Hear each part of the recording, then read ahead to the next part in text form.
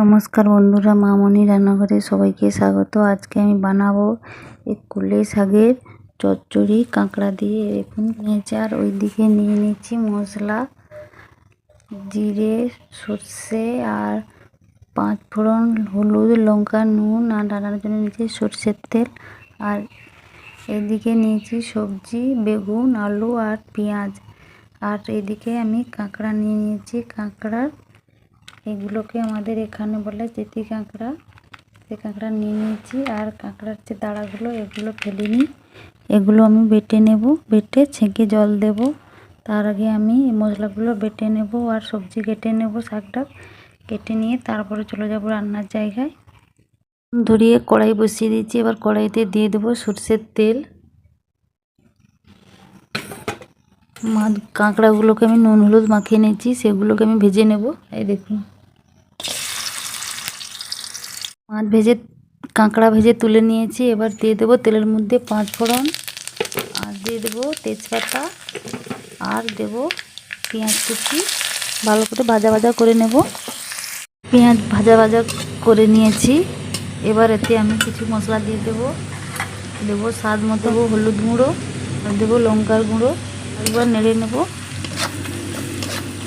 নাড়া হয়ে গেলে এবার এর মধ্যে দিয়ে দেবো আমি আলু, বেগুন এইভাবে কুচি করে নিয়েছি, দিয়ে দেবো।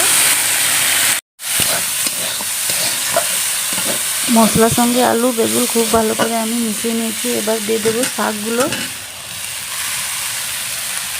দিয়ে শাকগুলো খুব ভালো করে আমি মিশিয়ে নেব। শাক আর সবজি সব একসাথে ভালো করে মিশিয়ে নিয়েছি। এবার দেখুন শাকগুলো কালো কালো হয়ে গেছে। এবার এর মধ্যে আমি দিয়ে দেবো কাঁকড়ার দাঁড়াগুলো যে বেটেছিলাম তার জল। কাঁকড়ার জল দিয়ে দিয়েছি। এবার এটাকে কিছু সময় আমি ঢাকনা দিয়ে দেবো। কাঁকড়ার জলগুলো শুকিয়ে গেছে। এবার এর মধ্যে আমি দিয়ে দেবো জিরে আর কাঁকড়ার ঘি, আর দেবো ভেজে যে কাঁকড়াগুলো রেখেছিলাম সেই কাঁকড়াগুলো দিয়ে অল্প একটুখানি নাড়াচাড়া করে নেব। সবগুলো একসঙ্গে নেড়ে নেড়ে নিয়েছি খুব ভালো করে। এবার আমি দিয়ে দেবো জল পরিমাণ মতো,